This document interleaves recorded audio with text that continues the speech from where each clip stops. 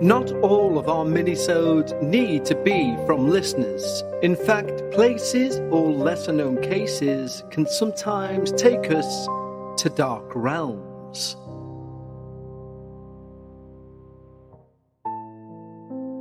Hello everyone, and welcome back to another episode of Dark Realms.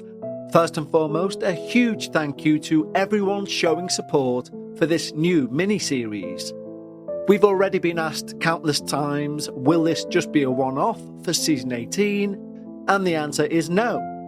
I'm really enjoying doing it, and by the sounds of it, you guys seem to enjoy it.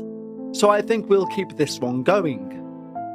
And although we've already broke the secret, if you will, that we're going to try and look at heading into video in 2025, one of our wonderful listeners suggested Dark Realms may be the perfect vehicle to begin with. And I think I agree. I'm not too sure whether that will be in Season 18 or the beginning of Season 19, but I think Dark Realms will be the beginning of our video venture. And just to reconfirm, like I've mentioned before, any move into video for any of our shows on the whole dark paranormal branch, if you will, it does not affect your listening experience. It's an addition. So if you subscribe to the show however you do, that will not change. You will still receive every show we put out. It simply gives another way to absorb the content. For example, sometimes, well, most of the time, I listen to podcasts whilst doing other things. Occasionally, I will sit down and just listen to a podcast. However, me being me, 9 times out of 10, I end up asleep. Whereas if there was a video to go along with it, I wouldn't. I'd watch it as I would anything else. But we are very much looking into the future, and today is all about looking into the past, and the not too distant past. Today's Dark Realm is literally one of my favourite places on Earth in terms of eerie atmospheres, giving people the heebie-jeebies, and in general, just being an actual beautiful building. And I do mean that in every sense of its life. It began as an absolutely beautifully constructed building, and even in its decay, it not only retains some of its former grandeur, it brings on a new type of beauty, a darker, more mysterious type. But before we step foot in this dark realm, it would be remiss of me to remind you that our Patreons do gain access to these episodes, both ad-free and before everyone else. So if you're listening to this on a Monday, our Patreons receive this Friday the week before, with 0 ads and having the full weekend to discuss it before it came on the main feed. And if you'd like to enjoy those sorts of perks, head over to patreon.com/The Dark Paranormal. But right now, we are going to step foot in North Wales, into one of the most atmospheric places, I believe, on Earth. A place built to help mankind with good intention that ended up doing anything but, before it fell into ruin. So where exactly is today's Dark Realm? Well, I am, of course, talking about the one and only Denbigh Asylum. Denbigh Asylum, also known as the North Wales Hospital, stands as a haunting testament to the ebb and flow of mental health care in Britain. Built in 1848 to serve the Welsh-speaking population, the asylum began as a beacon of progressive care, showcasing cutting-edge architectural design with light-filled rooms, expansive and meticulously landscaped grounds, and an ambitious promise to provide compassionate and humane treatment for those deemed mentally unwell.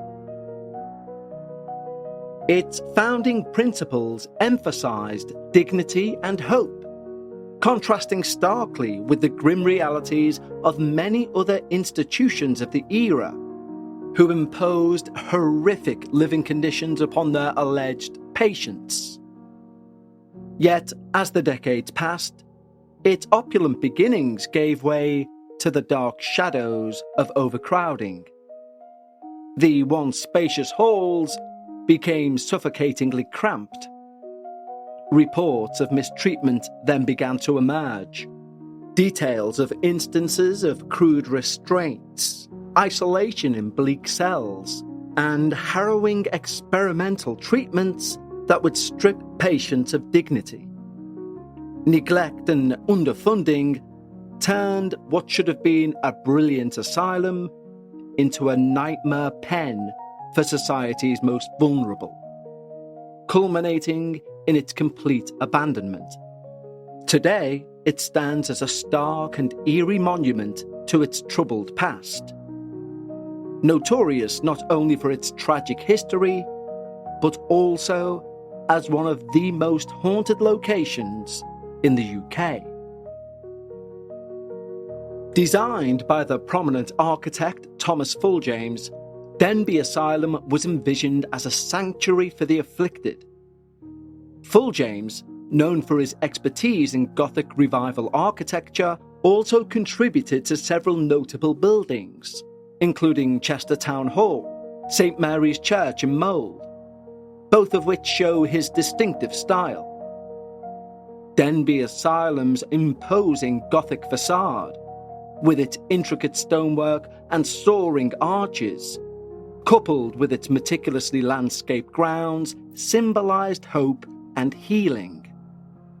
Initially housing only 200 patients, the asylum operated with a philosophy rooted in moral treatment, emphasising kindness, occupation, and recreation, which set it apart from many contemporary institutions of that day.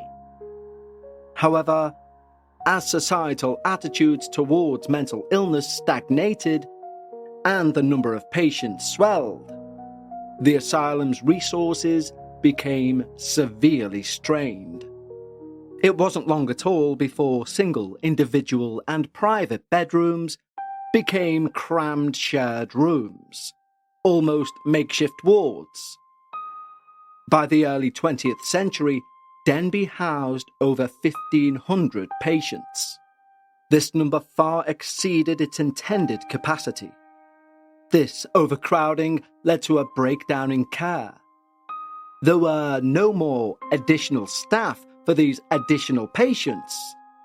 Therefore, the staff were unable to provide the attention required. This left many patients neglected, vulnerable to the harsh realities of an underfunded institutional life. Whispers of mistreatment started seeping from the building, and soon what was the jewel in the crown of the UK's mental health system started to mirror the grim picture of life in every other asylum in the area. Extended isolation in cramped, lightless cells, bound with restraints that would leave physical and emotional scars, and treatments such as insulin coma therapy and electroconvulsive therapy were administered with little regard for the patient's well-being. One former staff member describes a patient being strapped to a bed for days on end. Their muffled cries would echo through the halls, and when they would ask if that person needed help, they were informed, "We simply don't have the staff." The once grand asylum devolved into a bleak warehouse of society's forgotten. Its decaying corridors filled with the haunting sounds of despair and anguish. Following the advent of deinstitutionalization in the mid-20th century, Denbigh's relevance waned. It officially closed its doors at a surprisingly late year, for me anyway. I was 15 when this place closed, 1995. It left behind a decaying shelf rife with tales of sorrow and spectral inhabitants. Let's take a quick break in proceedings to talk to you about somebody I've mentioned to you many times before, and that's Acorns. A new year, of course, brings new resolutions. Now, if my body could take itself to the gym, I would be sorted, but it can't do that. However, in regards to your financial situation, Acorns allows you to do that. Not take you to the gym, of course, but if in 2025 giving your money the best chance to grow is one of your resolutions, then choosing Acorns as an investment app is one of the smartest moves you'll make, in my opinion. Acorns will do the taking you to the gym, so to speak. You can set up an automatic withdrawal from your account to your Acorns account. You don't need to be an expert. Acorns will recommend a diversified portfolio that fits you and your money goals. And you don't need to be rich. Acorns allows you to invest with the spare money you have right now. You can start with $5 or even just your spare change. We are so proud to be once again sponsored by Acorns for this episode because Acorns make it so easy to start automatically saving and investing so your money has a chance to grow for you, your kids, and your retirement. I love working with Acorns because they take things like investments, which we all believe are for other people, and they simplify them and give you all the support you need. Head to acorns.com/darkparanormal or download the Acorns app to start saving and investing for your future today. Paid non-client endorsement. Compensation provides incentive to positively promote Acorns. Tier 1 compensation provided. Investing involves risk. Acorns Advisors, LLC, an SEC registered investment advisor. View important disclosures at acorns.com/darkparanormal. Among the many spirits said to linger in Denbigh Asylum, 3 figures stand out. Their stories woven into the fabric of the building's tragic history. The spirit of a former matron, often identified as Margaret Hughes, is said to patrol the abandoned hallways. Her presence is marked by the faint scent of lavender. Known in her life for her stern demeanour and unwavering dedication, Margaret was a respected yet feared figure amongst both patients and staff. Historical accounts suggest that she succumbed to a heart attack in the 30s, possibly exacerbated by the immense stress of managing the overcrowded and understaffed institution. Visitors often report hearing the distinct click of her heels on those tiled floors, accompanied by a chilling whisper, "Not here, not now." One investigator, during a 2012 exploration, recounted, "We were stood in complete silence when the sound of footsteps echoed down the hall. It was unmistakable.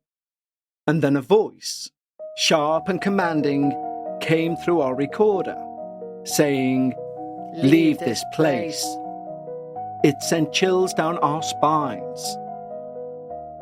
Paranormal investigators have captured many EVPs, allegedly featuring her voice. And several witnesses have described seeing a shadowy figure in a nurse's uniform gliding through the corridors. Her presence both unsettling but authoritative, as though she continues her rounds in the afterlife. And then we have William, the forgotten patient. William's tragic tale begins in the 1920s, when he was admitted to Denbigh for what was then termed melancholia. Records suggest he was a farmer who struggled with severe depression after the death of his wife. With no family to advocate for him, he became one of many forgotten patients, living out his days in total isolation. One surviving letter from a nurse referenced a patient fitting William's description, lamenting, "He sits by the window every day, staring out as though he's searching for someone or something. It breaks my heart that no one comes to visit." His story epitomizes the loneliness and despair that define the lives of so many within Denbigh's walls. William's spirit reportedly haunts the former dormitories. Witnesses describe a heavy sadness in his presence. One urban explorer recounted, "I walked into the room and it felt like the air was sucked out. Then I heard sobbing, quiet but unmistakable." His ghost is said to appear as a frail man staring from the window, as if searching for the life he lost. An apparition of a little girl, perhaps no older than 10, has been sighted near the asylum's dilapidated chapel. Her origins remain a mystery, as records of child patients are scarce. Some speculate she may have been the daughter of a staff member, or perhaps an orphan brought to the asylum during its overcrowded years. A chilling account from a local historian mentions, in the early 70s, a former caretaker claimed to see a girl in a white dress skipping near the chapel. When he approached, she vanished into thin air, leaving behind an eerie giggle. Witnesses today report the sound of faint giggling and the sensation of a small hand brushing against their arms. Some even claim to see glimpses of her figure darting through the shadows. One paranormal investigator recalled, "I was setting up my equipment when I felt a tug on my jacket. I turned expecting to see my colleagues, but no one was there. Seconds later, I hear a child's laugh echo in the hallway." Her playful yet unsettling presence has made her one of the asylum's most enduring and mysterious spirits. In 2008, a devastating fire swept through the abandoned asylum, destroying large parts of its once imposing structure, leaving behind charred remnants of a beautiful Gothic architecture. The blaze, widely believed to have been an act of arson, not only accelerated the asylum's physical decline, but deepened its notoriety as a haunting relic of neglect and tragedy. Reports from locals describe witnessing flames reaching high into the night sky, a stark contrast to the shadowed halls that once held whispers of human suffering. Investigators at the time noted signs of deliberate ignition, though no suspects were ever identified. Since then, the asylum's grounds have become a magnet for urban explorers and thrill seekers, despite repeated warnings about the structural dangers. Today, Denbigh Asylum stands as a crumbling monument to a troubled legacy. Its graffiti-covered walls, debris-strewn corridors are interspersed with remnants of its past grandeur. The collapsed stone arches, fragments of ornate ironwork. Efforts to redevelop the site have been plagued by financial and bureaucratic changes, leaving it in a state of perpetual limbo. Paranormal enthusiasts continue to be drawn to the site, captivated by its spectral legends and the palpable weight of history that lingers in its decay.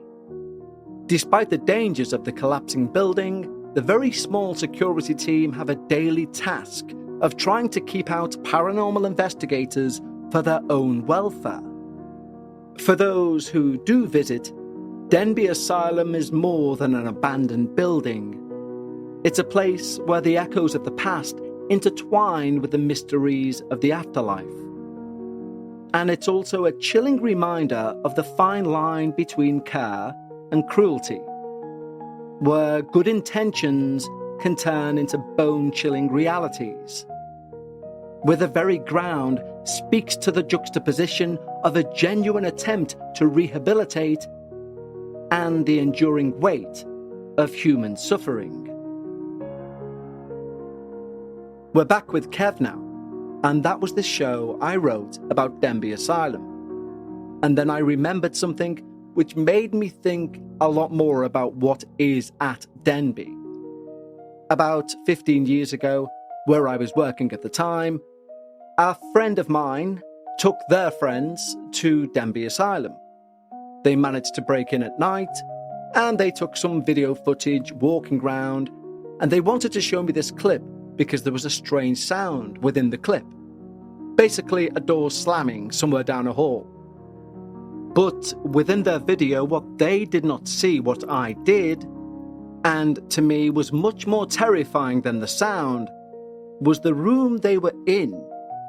Huge, and I mean like 6 feet in length or diameter, was the sigil for the demon Baal. That led me to then look at YouTube and some videos of people exploring Denbigh Asylum before the fire, and there are many more sigils of demons located around that building. So it would appear that someone, at least with a very vague knowledge at least, of ceremonial black magic, was entering the building to perform rituals. And although part of me wants to say, well done, that's a clever move, we all know demons feed off negative energy, so there could be no better almost battery for these rituals, the sane part of me says, no wonder it burned down. And no wonder they have trouble trying to do anything with that space. Some places are truly dark realms. Please join me next week when we step again into another dark realm. And until then, stay safe and take care.